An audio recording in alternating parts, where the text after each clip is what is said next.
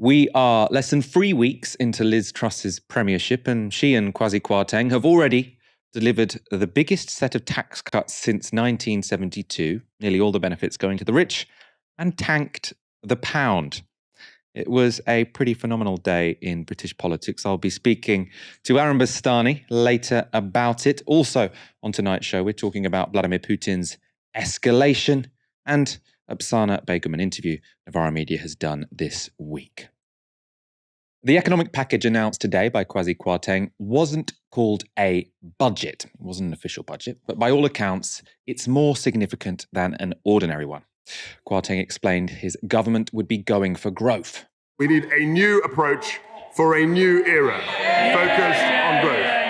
Our aim over the medium term is to reach a trend rate of growth of 2.5%. And our plan, Mr. Speaker, is to expand the supply side of the economy through tax incentives and reform. Those tax incentives and reforms involve some pretty gigantic giveaways to the wealthy. The cap on bonuses is out, the proposed increase in corporation tax is scrapped, and there are swinging tax cuts. High tax rates damage Britain's competitiveness. They reduce the incentive to work, to invest, and to start a business. And the higher the tax, the more ways people seek to avoid them, or work elsewhere, or simply work less, rather than putting their time and effort to more creative and productive ends. Take the additional rate of income tax. At 45%, it is currently higher than the headline top rate in G7 countries like the US and Italy. And it is even higher than social democracies like Norway. But I'm not going to cut the additional rate of tax today, Mr. Speaker. I'm going to abolish it altogether. From April the 23rd, we will have a single higher rate of income tax of 40%. This will simplify the tax system and make Britain more competitive. It will reward enterprise and work. It will incentivize growth. It will benefit the whole economy and the whole country. And Mr. Speaker, after all, this only returns us to the top rate we had for 20 years, including the entire time the opposition was last in power. Bar 1 month. And that's not all. I can announce today that we will cut the basic rate of income tax to 19 pence in April 2023, 1 year early. That means a tax cut for over 31 million people in just a few months' time. This means that we will have one of the most competitive and pro-growth income tax systems in the world. Mr. Speaker, for too long in this country, we've indulged in a fight over redistribution. Now we need to focus on growth, not just how we tax and spend. For too long, we've indulged in a fight about redistribution. Tell that to, well, you can't tell that because they've passed away, but tell that to the tens of thousands of people who died because of austerity, right? Or their families. Tell that to the people who have been struggling for the past 12 years to buy food, to heat their homes because benefits were cut. Now, it's important to say, while this was in many ways a giveaway budget, there was one group Kwarteng is still keen to punish. One of the proudest achievements of our Conservative government is that unemployment is at the lowest level for nearly 50 years. But with more vacancies than unemployed people to fill them, we need to encourage people to join the labour market. We will make work pay by reducing people's benefits if they don't fulfil their job search commitments. We will provide extra support for unemployed over 50s, and we'll ask around 120,000 more people on universal credit to take active steps to seek more and better paid work or face having their benefits reduced. So we're back to a world of new benefit sanctions, all alongside huge tax cuts for the rich.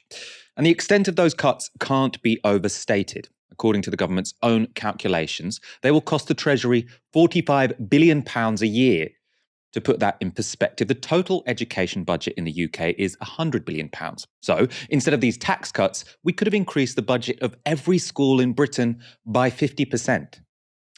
It's also very clear who these tax cuts will benefit. Abolishing the top rate of tax will affect only those earning £150,000 per year. That's literally the top 1%. And the total package of tax changes overwhelmingly benefits the most wealthy.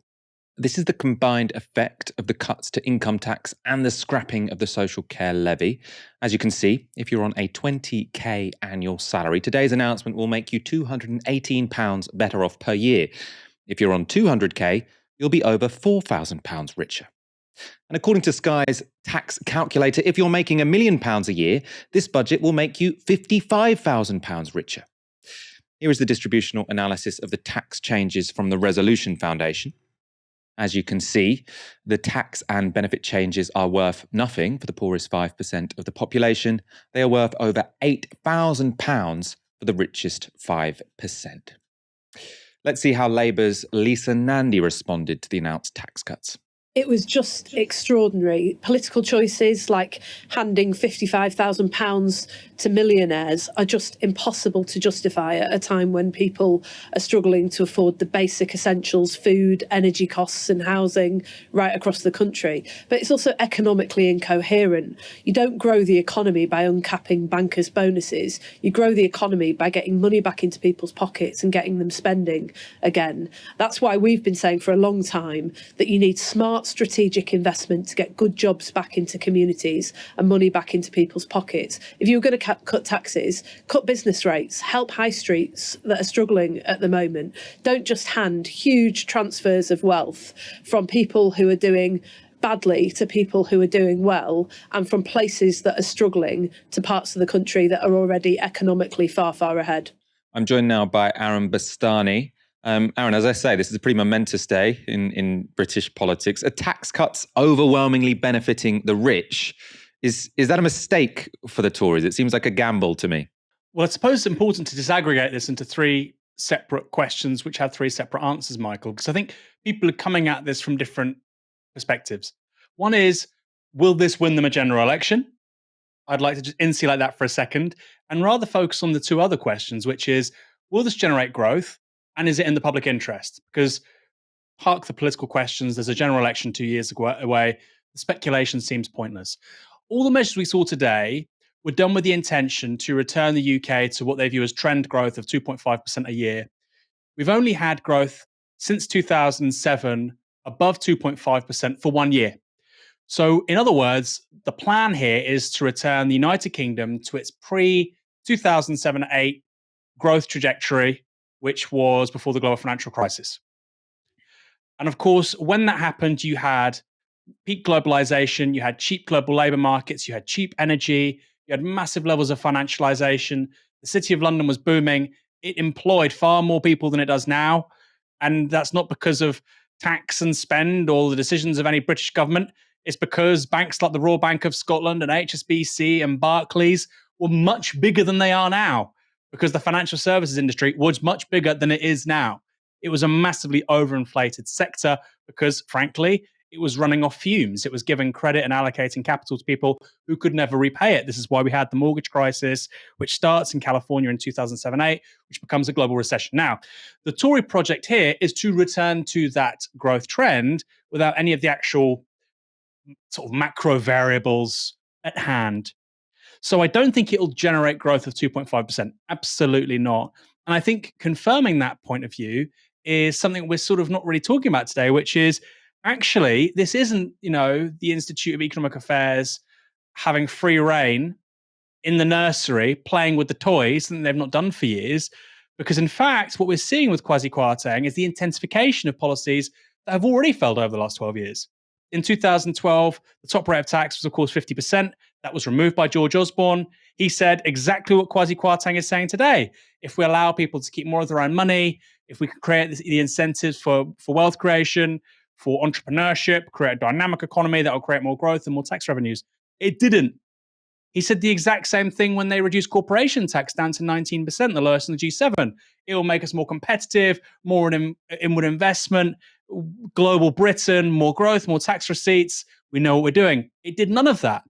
And so today we're seeing two of the exact same things already tried by the Cameron-Osborne government, reducing tax for the highest earners and reducing corporation tax, although in this instance, it's not a reduction in corporation tax, it's just not increasing them as had been projected. So the idea that we're trying things which have never been tried before, couldn't be nonsensical because we've tried exactly these things in the last 10 years. And then finally, on the point of, we're sick and tired of redistribution. Well, at the same time as getting rid of the top rate of tax, which is 50%, at the same time as reducing corporation tax down to 19%, George Osborne, by the way, went into the 2015 election saying it would go to 15%. He wanted it even lower. At the same time as all of that, what do? They cut benefits and they increased VAT. So they were absolutely not concerned about redistribution, and they were absolutely using the same rhetoric that we hear from Kwarteng today in the name of the same economic orthodoxy. The point is, it didn't work. So what I find strange from all of this, Michael, is you have people like Kwasi Kwarteng and Liz Truss saying we've had 12 years of economic stagnation, and yet they're using the exact same policy tools. This is the problem with fanatics. When their ideas don't work, they just double down and say, you know what, guys, we just didn't try and apply them hard enough. And I think, it is worth, I suppose, spending a moment breaking down what Kwasi Kwarteng means when he says these tax cuts will bring about economic growth. Whatever they say, this is trickle-down economics. And the idea is that if you let rich people get rich, if you cut their tax levels, then what they will do is work harder. They'll innovate more. And then also, if you give them that money in their pockets, they'll go and spend that money. And both parts of that, as you say, Aaron, they've been sort of empirically proven false over the past 12 years. I also don't think they make theoretical sense. Can you really imagine that someone is going to innovate more because they're taxed 40% instead of 45% on everything they earn over and above £150,000? Just doesn't seem plausible to me. The mechanism doesn't really stack up. If you are someone who wants to earn more, you're not going to say, oh, well, I'm not going to bother anymore because it's taxed at 45%. Oh, it's only going to be taxed at 40%. Okay, I will now. I will make that incredibly productive invention. That's not how people work. And then the other end, oh, they'll spend the money, it will trickle down to the rest of us. We know it's basic economics 101. You learn it in first year university. I think you learn it in A-level economics. I did A-level economics. Is that the marginal propensity to consume, how much of each pound you earn, you will spend, is much higher for poor people than rich people. And that's, again, very theoretically easy to understand. If you don't have much money and you're given a pound, you're going to spend most of that pound. And you're going to spend most of that pound on goods and services, right?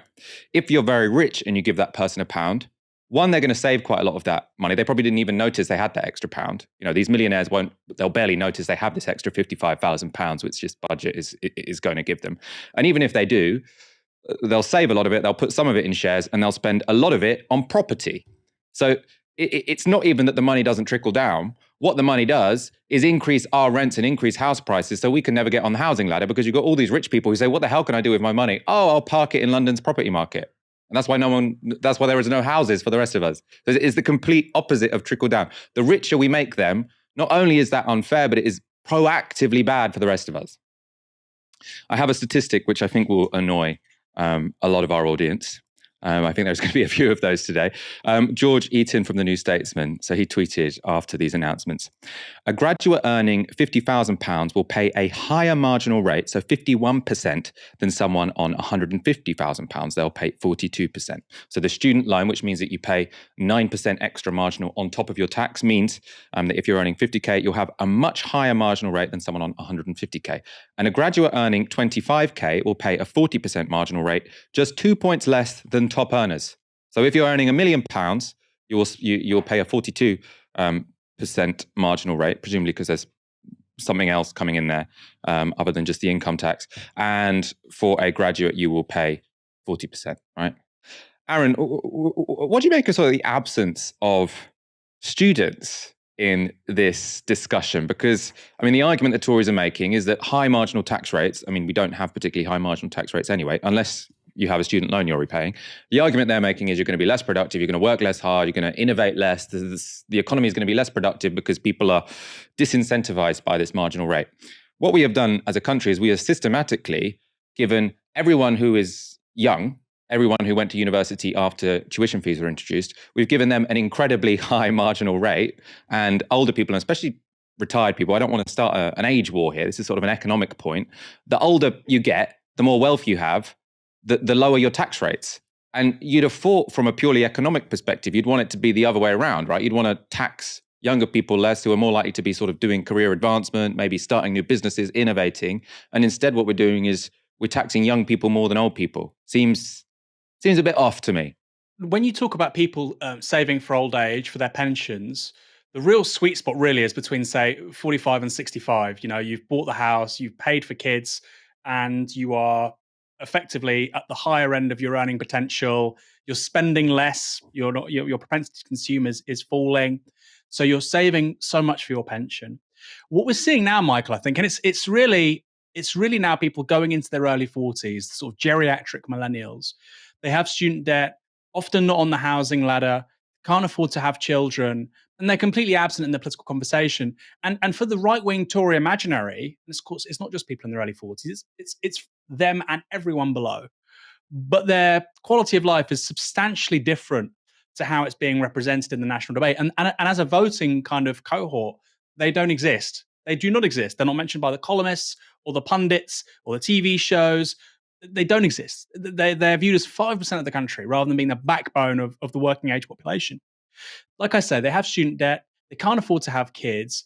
And like you say, they're paying a marginal rate higher than somebody who could be on astronomical money right now. Important to say, Michael, the people earning the very highest money already basically pay themselves through dividends and pay capital gains tax on earnings, not income tax. The very, very wealthiest people, the millionaires and the billionaires. Another thing on top of that, Michael, I think is really important to say is you saw all of these big breaks for high earners, and yet you see something like child benefit frozen. So, of course, we've got higher inflation. People's wages hopefully are going to go up and try and keep up with inflation. That's something to want. We should, unless you're the Bank of England, it's something to aspire to. But of course, if you keep child tax benefit, the threshold where it is, and people's earnings go up, it makes their life more and more difficult. Important to say, child benefit is not particularly generous. You're looking at about £90 a month. But it's strange to hear conservatives say, why is the birth rate so low? Why aren't people having more children? When, like you say, why aren't people saving for their old age? Why aren't people getting on the housing ladder? When there are only disincentives against those things, while they're incentivizing, like you say, things that are actually fundamentally quite destructive for the wider economy. Buy-to-let landlords building up their property portfolios.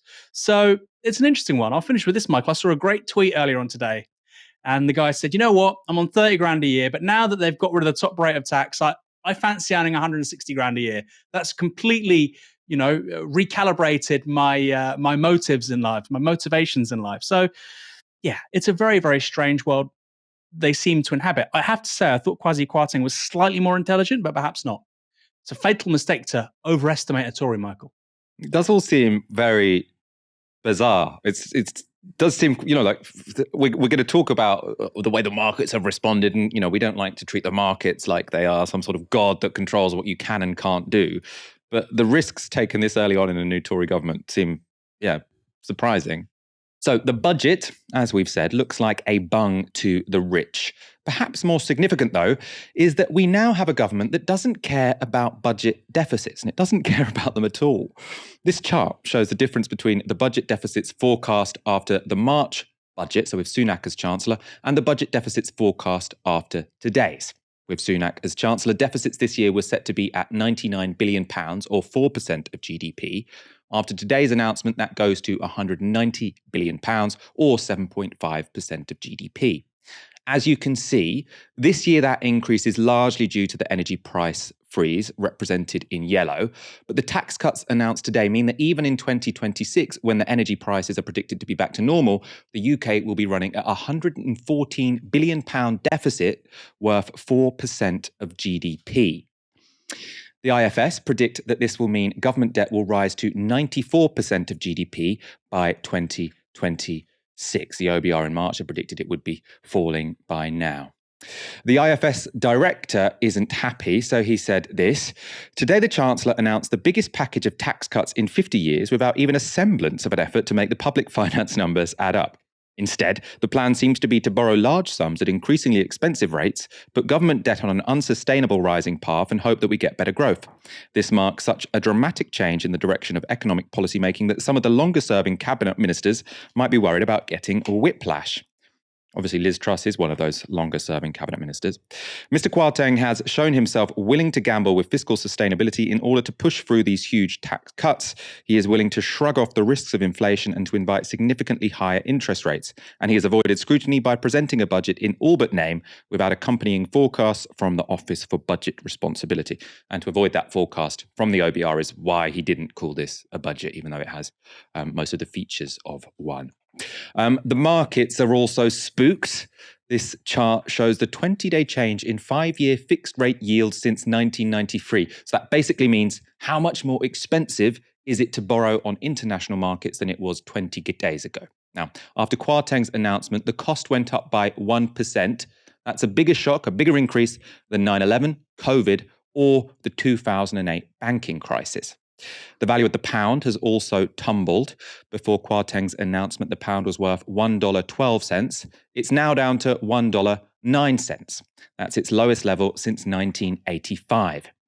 And the strength of the pound won't be helped by comments like this. Larry Summers is the former top economic advisor to both Presidents Clinton and Obama.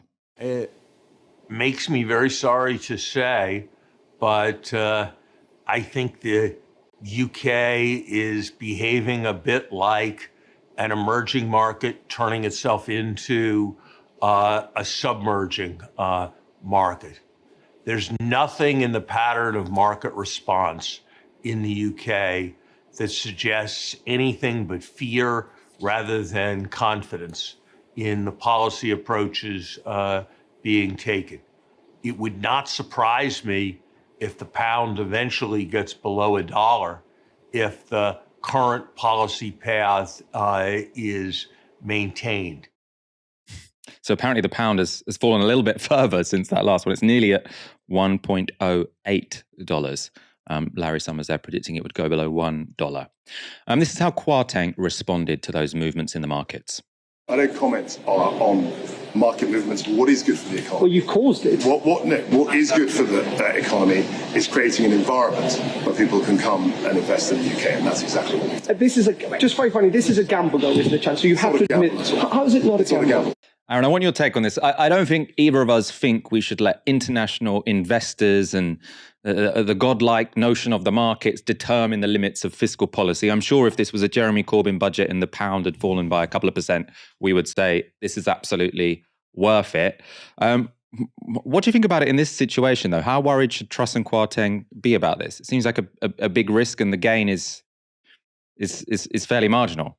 Well, it's one of those where, Michael, you're absolutely right. You know, you see on Twitter all day people screenshotting the pound versus the dollar, and you think, look, we're talking about year-long trends, decade-long trends. What it is at 4:10 on a Friday afternoon. Just relax a little bit. At the same time, like you say, it's the lowest it's been since 1985. Going back to what I said previously, Michael, about we need to disaggregate the political questions from the economic ones. Well, 1985, it's 2 years before Margaret Thatcher wins a stonking third majority. So the idea that necessarily betokens political fallout is inaccurate. I think it may do, but I think, oh, well, look, the pound is weak against the dollar. Therefore, 2 years ago, the pound also got very low to the dollar. I think it was 1.12, something like that. It may fall further still. Like you say, if it falls below dollar parity, that's a really big psychological moment. Really big. Personally, I think that would have long-term political implications. But where we are right now, on Friday evening, I think that can be somewhat overstated. In answer to the question about Jeremy Corbyn, we would have had a very similar response had Labour come in 2019 and actively implemented their programme, which, by the way, I think much of the British establishment, including MPs on their own benches, would have basically thwarted alongside the British media. But let's say they didn't. Let's say they had the strategic focus that you're seeing right now from Kwarteng and Liz Truss. And whatever else you think about them, they are doing this. They are not rocking. They're not swaying. They're not nervous. They have a plan. They're going to execute it. It might fail, but they're going to execute it. Let's say Labour did that. You'd be looking at a couple of £100 billion in terms of spending.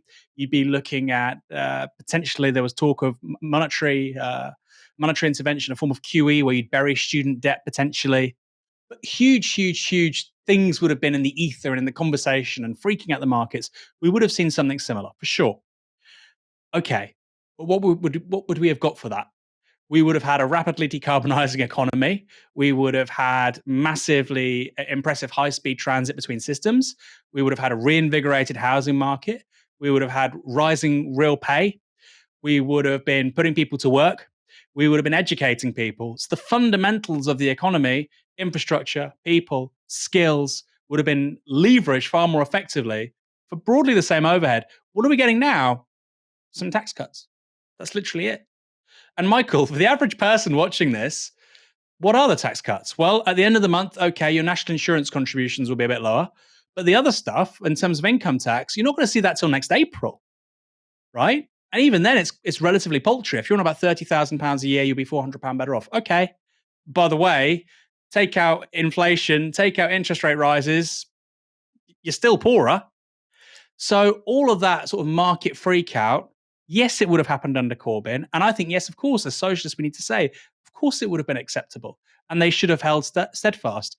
But the prize would have been much greater.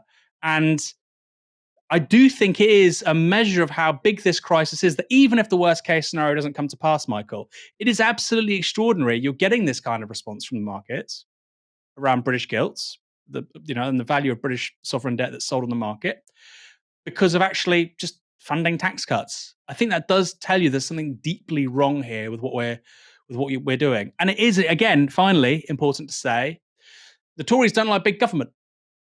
They don't like big government. Well, they inherited a debt to GDP ratio, which is the national debt as a size relative to the size of the national economy, 60% in 2010. It's now 100%. It's going to be more than that. And in the meantime, they've overseen two of the biggest state interventions in British history in the form of COVID, and now, of course, with the suspension of energy price increases, which is going to cost over the next 6 months, I think, about 60 billion. That could cost more than 100 billion as a package over a year. So yes, it's hypocrisy from all sides. If this was happening under a socialist, I think there probably would have been a coup about 5:30, Michael. If this was a Labour government and you saw the pound perform like that, the show would probably be shut down. We'd probably see images of the police going into 10 Downing Street to arrest Jeremy Corbyn. But it's the Conservatives, business as usual. Not good. But there we are. It's easy mode for the Tories when it comes to this stuff. I'm glad you brought up, what do you see from it? Because I think that, if you're on 30K, we're all on around 30K at Novara Media, flat pay structure. If you think about it, £400 a year will be better off because of these tax changes. Now, how much did my rent increase per month for one bedroom in a 3-bedroom ex-council flat? £100. So you've got, my rent this year has increased by £100 per month for one bedroom, and I save £400 a year in tax, right? That's not a good deal. I'm not into that. And you have to think, if you're going to do, I'm into deficit spending. I don't mind if you spook the markets a little bit, if it's worth it. If they'd printed £45 billion and spent it on building social housing in Britain's overcrowded cities, overcrowded in the sense that there aren't enough houses to live in, not that there isn't enough space. There is enough space, there aren't enough houses, there aren't enough affordable houses in any case. If we'd spent £45 billion on that, I might actually see the result of that at the end of the month and at the end of the year. £400 a year, when my rent's gone up £100 a month, who cares? This is not worth risking a financial crisis for, because this is essentially worthless to me. In response to defeats on the battlefield in Ukraine's Kharkiv region, this week Vladimir Putin has chosen escalation. That included a partial mobilization of troops. To defend our motherland, its sovereignty and territorial integrity, for the security of our people and on the liberated territories, it is necessary to support the proposal of the Defense Ministry and Chief of General Staff to announce a partial mobilization of military reservists. A partial mobilization means that military reservists will be called upon to fight in Ukraine. Up to now, Putin had relied on people volunteering to go to the front line to bolster Russia's armed forces. Obviously, they get paid, but they're volunteering to do it. They're not conscripted. The mobilization is partial because Putin says only those with specialist military experience will be conscripted to fight. There are some doubts about that, though. Putin's speech also included explicit threats to the West. Our country, too, has different weapons of destruction.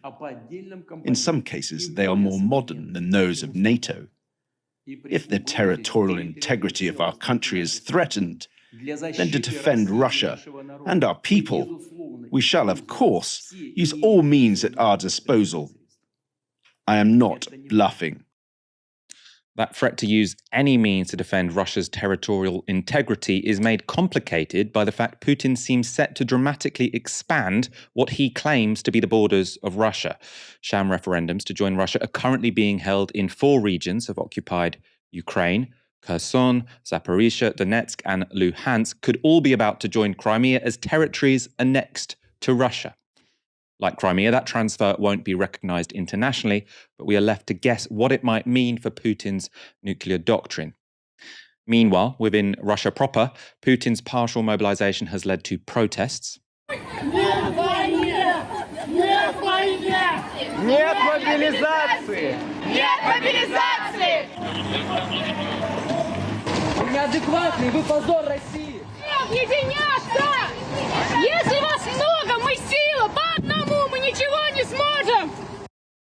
According to the New York Times, more than 1,300 people from 38 cities have been arrested.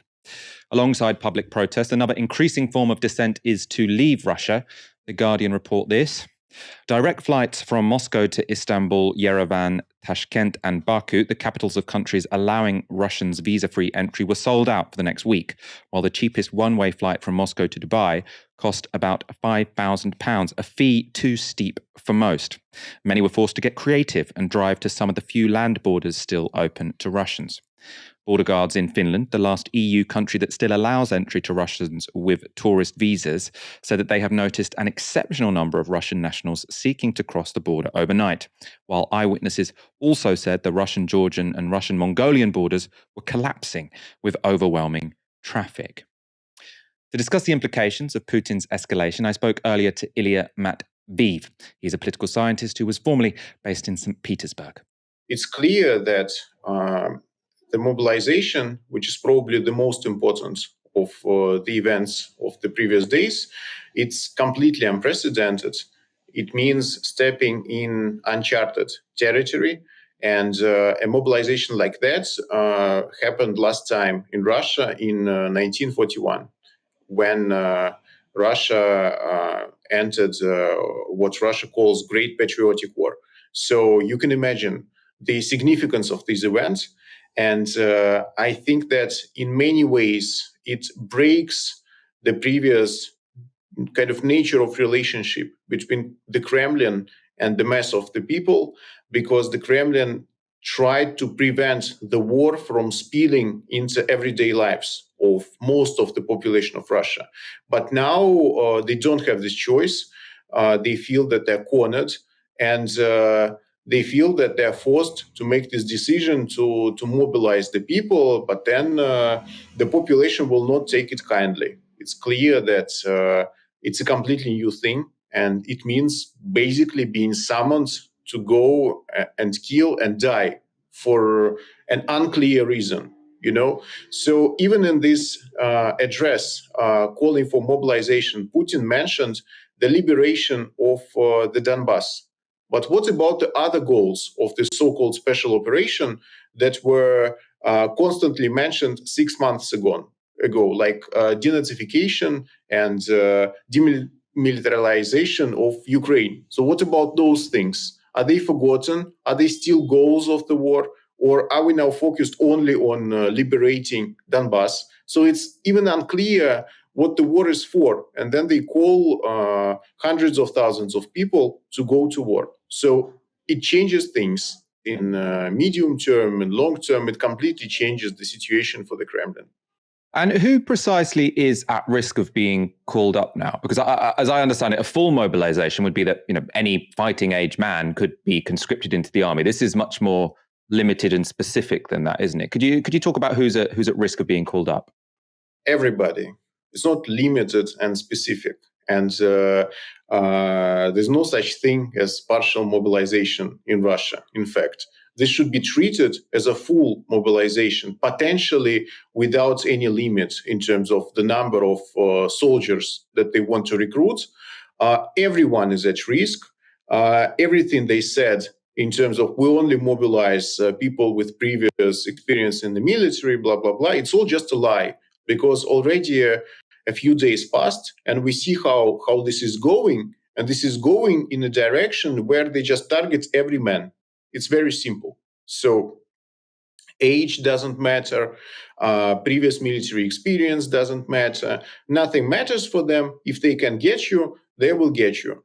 And then we see that there is a kind of racial bias in the way mobilization is conducted.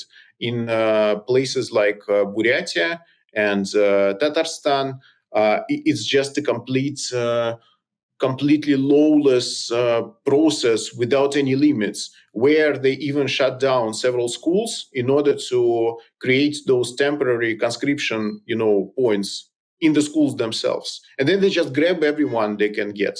In other regions, it's smaller in scale, but the logic is the same. There is no real logic. Everyone can get conscripted. And these platitudes that Putin is giving, they're just a sham. I mean, all these things that only people with previous military experience will be conscripted, that only certain military skills are needed. It's just not true. They need everyone they can get their hands on. I suppose that gives important context to the resistance that is being put up against this mobilization, and that takes the form, as far as I understand, protests in the street, but then also people trying to escape Russia. Could you talk about that, both people trying to get out and people protesting this announcement? I can easily understand people who want to get out because their life is at stake, and the problem is traveling from Russia is already restricted by lack of air travel to most of countries, by lack of connections to the outside world because of sanctions, not just because of the Kremlin limiting the ability of Russians to travel. So it's difficult to get out of the country, and there are a few countries where you can go by plane, and all the air tickets were sold out several weeks in advance, like immediately. Several weeks worth of air travel was sold out in a couple of hours. And then plane tickets went up to $5,000, $6,000, $7,000 for an economy flight to Istanbul, to Yerevan, to places like that.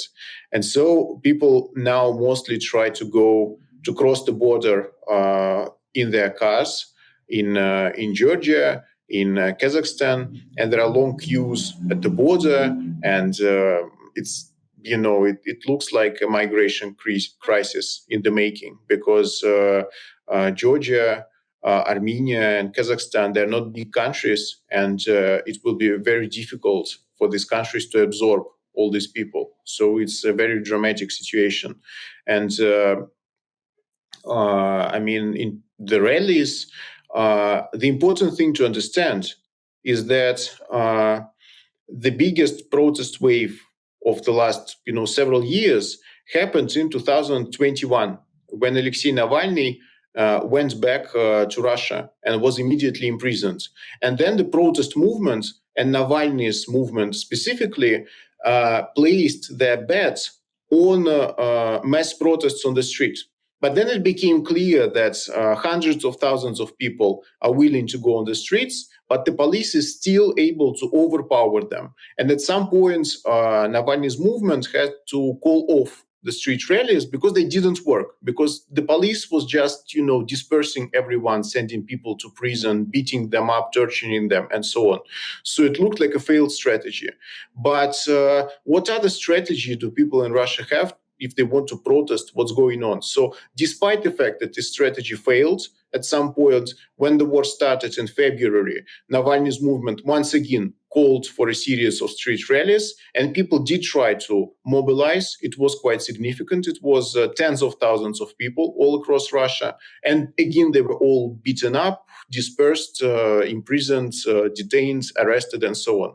So, and again, it became clear that there is really this mobilization is not getting bigger. It's not getting bigger than a few 100,000 people all across Russia.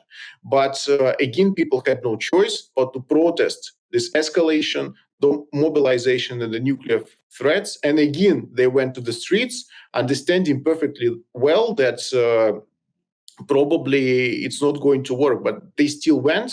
And I think it's rather heroic, actually, that people in Moscow and Petersburg and other places actually went to the streets. And already, there is a lot of evidence that they were severely beaten. A lot of them were detained. A lot of them were arrested. And police treated them as traitors, essentially, as internal enemies. Could you talk about Putin's nuclear threats and how seriously we should take them? I think that the world should take these threats very seriously because, first of all, Russia is capable of launching a nuclear attack. This will be the end of Russia, but also this might be the end of the world, So that's the first thing. And second thing, when Putin says that he doesn't bluff, it's true. Because he was not bluffing when he was amassing troops on the border. And then some people said that, he's not going to intervene in Ukraine. He's not going to launch this war. It's just a bluff. And then Putin demonstrated that it's not a bluff. So it's not his style to bluff, which is, of course, a tragedy for the whole world. But I think that this needs to be taken very seriously. And in that sense, this is perhaps the scariest bit of news that came, in the recent days, because mobilization will probably not work in terms of changing the tide for Russia, because Ukraine now has overwhelming advantage in manpower, in intelligence support from NATO, in modern weapons, and mobilization might not help at all. And at this point, in a few months, when it becomes clear that Russia is unable not just to keep advancing, but it's also unable to defend the territories that it now occupies, then what Putin is going to decide, I don't know. Unfortunately, it's very scary. And from your perspective, what does taking Putin's nuclear threat seriously mean? Does that mean sort of trying to find an off-ramp or trying to find an outcome which he can sell as a success to the Russian people so he's not pushed to the desperate move of using nuclear weapons, or is there another response we can have? What's your assessment there? I'm not a military expert. I think that there are the whole sort of institutes and centers in America and in other countries thinking about how to respond precisely to this threat, but I don't have a solution here. All I know is that caving to Putin is a bad idea, and looking for a ceasefire at this moment is probably a bad idea. That was Ilya Matviv speaking to me earlier today, and I think really, what conclusion can you come to other than that this is very, very stark? He's saying you shouldn't really trust Putin if you make a deal with him. At the same time, Putin is being very serious about the potential use of nuclear weapons. So where do we go from that? Pretty terrifying. Apsana Begum is a left-wing MP who is currently subject to a reselection process in her Tower Hamlets constituency. Apsana believes the challenge to her position as an MP has been partly orchestrated by her ex-husband, a former Labour councillor, who she says subjected her to a campaign of abuse. Apsana's official advocate has described the selection process as an extension of that abuse. And this process is not the first battle Apsana has had to fight as a Labour MP. After she became an MP, she was taken to court by the then Labour-run Tower Hamlets Council for alleged housing fraud. The case was based on a complaint by her ex-husband's brother-in-law. Apsana was cleared of all charges. The whole situation is disgraceful. It's even more disgraceful because Keir Starmer has done nothing about it. This week, Apsana gave Novara an interview about her experiences. Here she's talking about being taken to court. I'm grateful for my office team, my campaign team, many local members, many members of the local community, Refuge, Women's Aid, Samaritans, things were so bad for me that you do consider, the prospect of being thrown into prison and just your whole life kind of stops. And there were real moments, definitely, of your contact the Samaritans because you might not want to live anymore. Gosh. And I saw that happening to me, and I think what that case brought up for me was just the sheer, it was the sheer venom and the sheer viciousness in the way in which it was pursued, and the fact that we are talking about this case which was riddled with assumptions and biases about ethnic minority communities, about women, about domestic abuse survivors, but the heart of it was, again, it was my ex-husband. And in the end, you were cleared of all charges. They were found to be kind of unfounded. How did you feel when you got that verdict? I had a sense of relief, and I felt a relief for local people, but I do despair sometimes about, the way in which, people are treated, and who knows who else is going through a process like this in the local council. I might have had, a privilege in maybe by the time of becoming an MP, the social capital, and people I could say, what's happening, can you help me? But local people might not necessarily have that network. Yeah. Or that ability to be able to say, like, this is what's happening and it's wrong, and how is the council sort of got these vested powers where they can try and prosecute you and throw you into prison for like jail sentences of like 10 years. But I think it does for me. I think a lot of constituents have said to me, that the Labour Party's got questions to answer on this. How did a Labour-run council do this? What was the national leadership doing and saying throughout this entire period? Do you see any echoes between what happened to you and, the trial of Lutfur Rahman all those years ago, and the kind of underlying, as you say, prejudices and Islamophobia that might motivate some of that, legal action? I think what's very clear is that what has happened to me up to now has happened to me because I'm a socialist Muslim woman, Bangladeshi woman, ethnic minority member of the party who has become the MP. That is why this has happened to me. I don't see any other reason why it's happened to me. I don't see any other reason why I'm being treated so awfully by the Labour Party, the hierarchy, the leadership, and how I can be treated in this way, but there can be more sympathy and more care and more attention given to the well-being of other MPs, not from the other Labour Party MPs that are not from the same background as me. I don't know how anybody could look at this situation and say that what is happening to me is happening for any other reason other than factional desire, and factional desire outweighing, the common decency, the basic decency, basic human rights of somebody from my background. Apsana's story is a complex one, but you would have thought it would have the potential to be explosive. A sitting Labour MP is taken to court by a Labour council. Her allegedly abusive ex-husband is implicated in the case.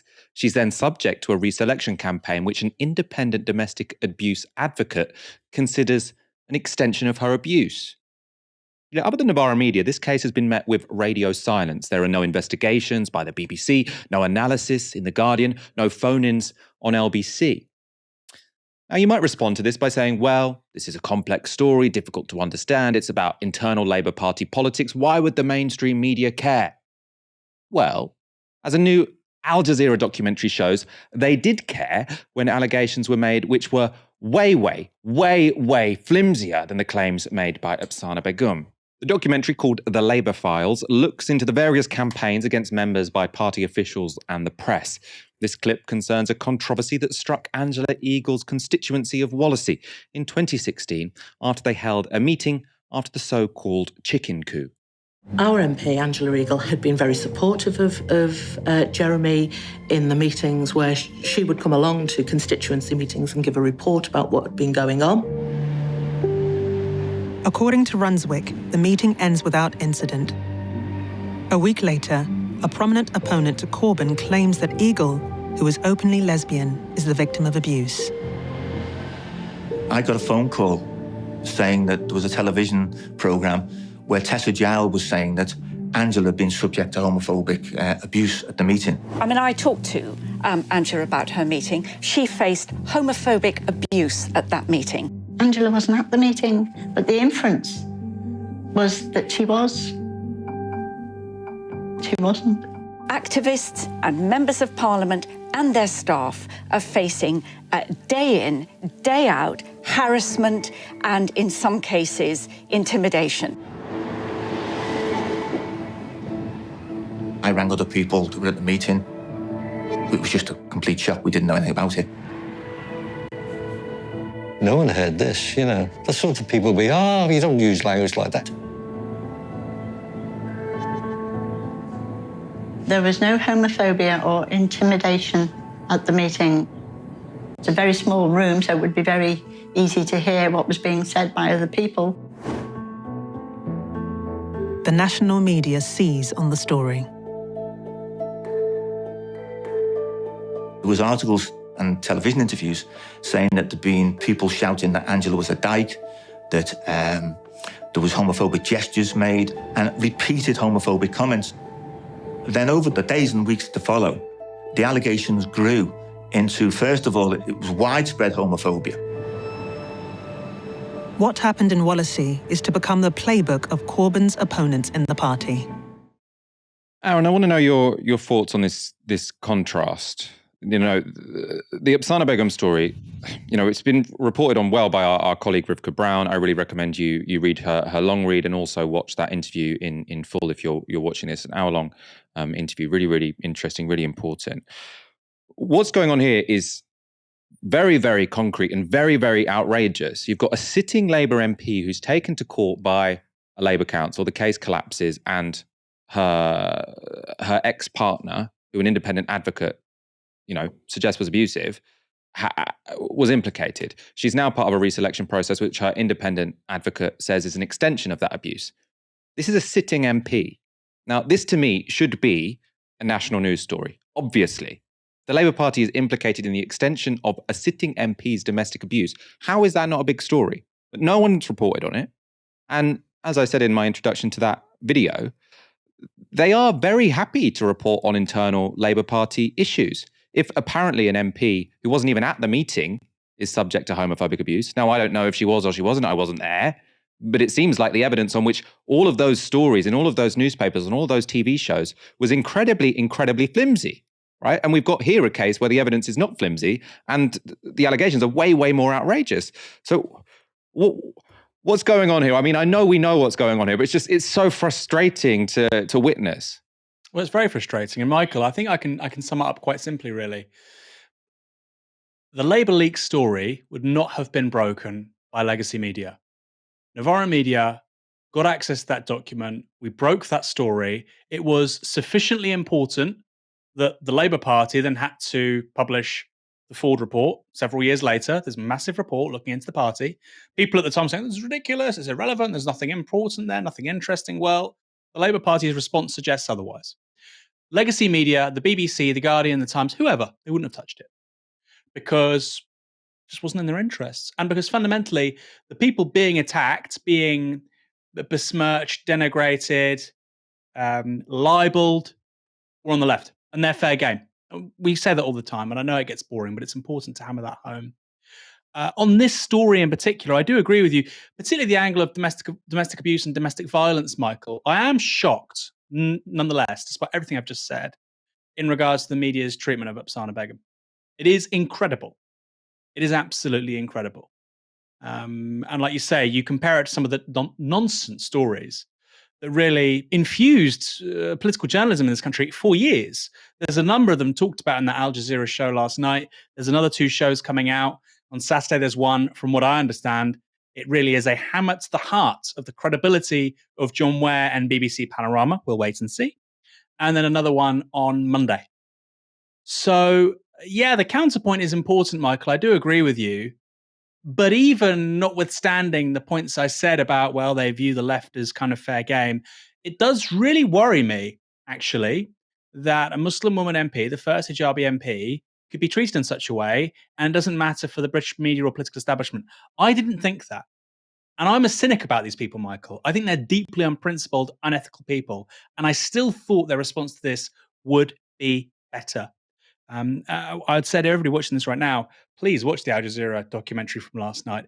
It is just absolutely extraordinary and really betokens the moral decay, the mendacity, the lies, and the deceit at the heart of British politics, the norm. It's not a couple of bad eggs or a couple of bad apples. It is absolutely the norm across the media and across party politics. Now, why is that? My theory is, Michael, you have two-party politics, first past the post, very rigid, hierarchical party organizations. They don't want popular pressures. They don't want mass public participation within them. Of course, the Tories haven't really had that. They had a little bit of it with Brexit, but nothing really like Corbyn. And so the minute you have popular participation, people joining, getting involved in the party's apparatus, particularly young people, that was what they've always been saying for years. We want more of that. It was almost like an allergic reaction, Michael. You know, they came out in hives. Well, what the establishment did is, well, they started lying and denigrating and besmirching really good people. And that's what I think angers me the most about the Al Jazeera documentary. Is these are just ordinary working class people who want to improve their communities, participate in the democratic process of this country, and they were lied about by professional politicians 24/7 for 4 years. It is sickening. Angela Eagle, by the way, Michael, let's say it properly, Dame Angela Eagle, she should be stripped of that. There's another gentleman mentioned in that documentary. He's a sitting councillor. He clearly, as far as I can tell, fabricated a note, because there's a note about how Momentum can fix meetings and scupper meetings for their own rational self-interests. Tom Watson says that note is straight out of the militant tendency playbook. Well, actually, yes, it was, because the note was a direct copy of a book review about the militant tendency, which would suggest it's not real. It's a forgery. And yet, despite that, that note became national news, covered by the FT, the Guardian, the BBC, broadcast journalists all over Jeremy Corbyn. Will you condemn this note, which, by the way, wasn't even real? So, yeah, the least serious people in this country all work in SW1, in media and politics. And my God, Michael, are they up their own arse? Are they up there? And just not the lack of interest I just find shocking. As I say, I'm not expecting them to say, oh, Keir Starmer's, I don't care what their judgment is about Keir Starmer. Just the fact that they're not interested in what is clearly a huge story. And the only explanation for why they're not interested is because it doesn't suit their factional purposes. They say, oh, we're independent journalists, we're not factional. Then why aren't you reporting on this? We've got more broadcasts for you over the next few days, because this weekend, Novara Media are heading to the World Transformed in Liverpool. If you are going, make sure to make it to both our events on Saturday and on Sunday evening. But if you can't make it, we'll be streaming both here on our YouTube channel. Tomorrow, I'll be hosting a discussion with Mick Lynch, Zara Sultana, and John McTernan. It's going to be fireworks. That's about the relationship between Labour and the trade union. Should the Labour Party support strikes? And on Sunday, my colleague Moya will be hosting a panel on the state of political journalism in Britain. That's with Adam Bienkov, Ava Evans, and Maurice McLeod. For now, you've been watching Tiski's Hour on Novara Media. Good night.